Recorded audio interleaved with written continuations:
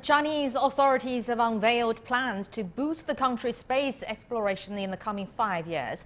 A white paper was released in Beijing just hours ago. And now let's go live to our reporter Sun Ye, who was at news conference. Sun Ye, hello there. So what does the white paper say? Well, hi there, Dongning. You and I have both witnessed the big moments, stellar performances of China's space development in 2021. And according to this white paper released this morning, it itself described those achievements as groundbreaking and making huge leaps. And some of those that rise to our minds immediately. Of course, the longest as of yet stay for Chinese taikonauts in space. They're still there now and making new history every day. And then the 3-in-1 Mars mission that is still sending back unprecedented amount of data to Earth every day. But besides that, according to the white paper, there are just so much more to look forward to in the next 5 years. Now, starting with the manned space mission, the Wentian and Mengtian module will be launched, and the Xuntian space telescope will launch. And as is the norm with the manned space mission, Shenzhou spacecraft and Tianzhou cargo ship, they will launch. And in the next 5 years, China's space station will be completed, and the taikonauts and astronauts will be operating long-term there. They will be operating and be able to attempt large-scale scientific experiments there. And going further into space, now China in the next 5 years, the Chang'e 6 probe will bring back samples from the polar region of the moon. And the Chang'e 7 probe will also be launched in the next 5 years. And still going further into space, China also says it has plans to launch an asteroid probe mission in that time. And this development will also contribute to the future Mars exploration. There are a lot of exciting new plans unveiled in this white paper, but also coming from this press conference this morning, we get a key message that's repeated time and again by the administration, that their guidelines for their future work is this: openness and international cooperation. Take a listen. The peaceful exploration and use of outer space is a shared dream of whole humanity. Looking into the skies and relentlessly pursuing shared progress and steady progress is our shared aspiration. China is ready to work with the international community to strive for high-quality, sustainable space programs that are beneficial for our people and build a community with a shared future in outer space, and contribute our strengths to civilizational progress of humanity and peaceful development on the earth. Now, adding up a little on that, that official also said from space experiments to satellite development to the selection, training, and joint flights for astronauts in China's space station, all of this will be done through international cooperation. He said that cooperation will also be brought into a new level in the next 5 years. Dongning. Thank you very much, Sun Ye, reporting from Beijing. And China's unmanned space program has fully entered the stage of regular operation, which is expected to last for more than 10 years. And our reporter Liu Jiaxin witnessed many key moments in 2021. Looking back, she has a lot to share with us. If you go to any of the space-related institutions in China, you will find out the architecture looks very much the same. The sites are spacious and have an understated style, but are solid, just like what China has achieved over the past year. In 2021, Chinese astronauts started their journey at the space station. The Tianhe, the space station's most critical module, launched into space on April the 29th. Followed by 2 cargo and manned missions. The astronauts traveled to the space station in batches to complete verification of key technology and construction tasks. In September, Shenzhou 12 astronauts ended their 3-month stay in space and safely returned to Earth, while the crew of Shenzhou 13 took over and continued to work in space. The most notable event during Shenzhou 13 mission would be a 60-minute science lecture from space. 这个饮水分配器就是我们取用生活用水的地方。The whole event was televised live to a global audience, and the ground technicians who sit here at the Flight Control Center ensured that the whole program ran smoothly. I had the privilege of witnessing 2 manned missions this year, and it's hard to forget the excitement at the scene. What impressed me most about these scenes was that each mission ended with the joy of success. That is much to be celebrated. In 2022, we will launch the experimental module Wentian and Mengtian to complete the construction of China's space station. For our astronaut system, we also need to send Shenzhou 14 and Shenzhou 15 crew to complete several months of flight missions. 刘在兴 CGTN Beijing. Well, to discuss this, we have Mr. Yang Yuguang from the China Aerospace Science and Industry Corporation in the studio. Welcome to Global Watch, Professor Yang. Well, indeed, a very brilliant past 5 years, and we together have witnessed a lot of exciting moments of the progress of China's space exploration and development, indeed. And we even try to name the space station, whether it's the CSS, China Space Station, or TSS, Tiangong Space Station.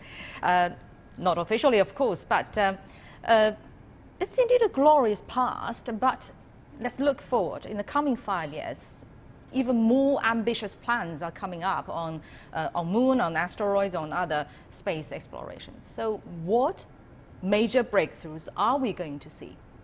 Well, the most important thing for us is to complete the construction of China's, as we mentioned, the China space station. You know that just before 2021, we have mastered most of the major technologies for constructing a station, but not all the technologies. So with the Shenzhou 12 and the Shenzhou 13 mission, together with the Tianzhou 2 and the Tianzhou 3 cargo ships, we have almost mastered all the necessary technologies for this construction. So this year, 2022, will be the year that we set up the formal construction of China's space station. And in the coming 5 years, it will be very critical because every mission is very important. For instance, the launch of the Wentian and the Mengtian modules. So all these missions is to complete the construction of China's space station and to start the formal operation of the space station. Because you know that the China space station is not only the national laboratory for space research, but also a very, very important platform for international cooperation for China.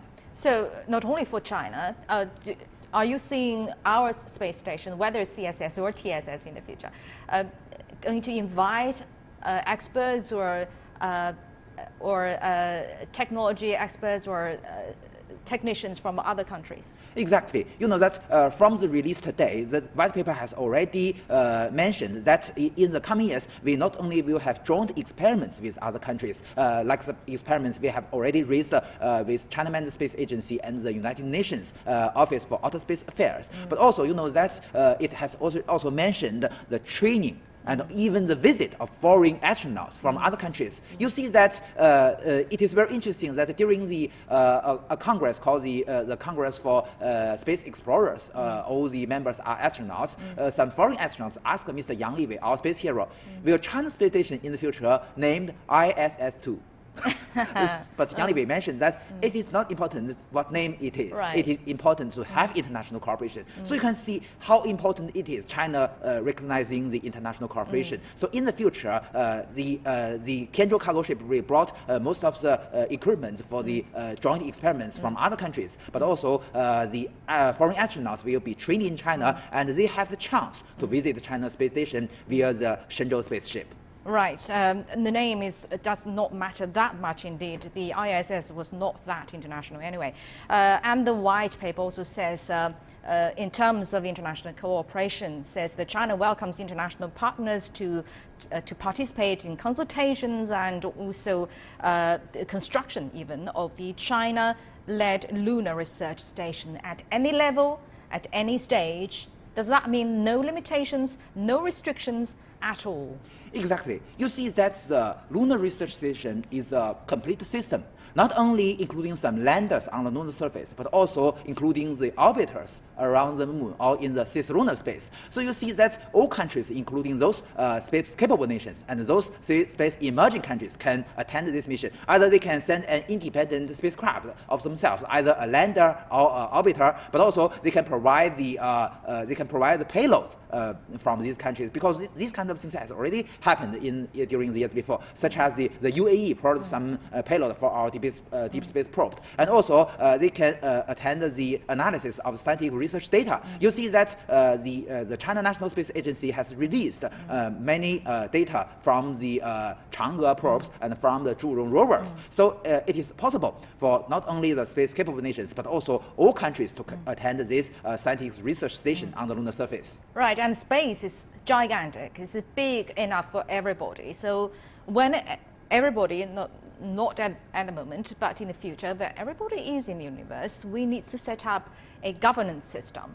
So in terms of that, China raised a concept called a shared future for mankind in outer space. So how should we understand that concept?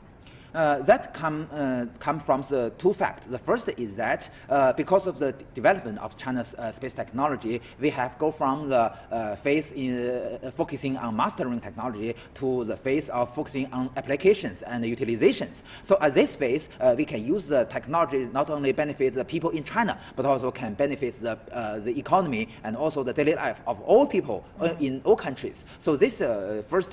The second comes from the applications itself, because you know that today the remote sensing satellites, the Beidou navigation satellite system, and also together with the communication satellites, it can provide services not only to China, not only to those one belt, one road countries, but also can provide services to people all over the world. So that is the thing, and also we can get the services from other countries, including the telemetry support from other countries. So this is a community with common interests, and also with, as you mentioned, the shared destiny of all people.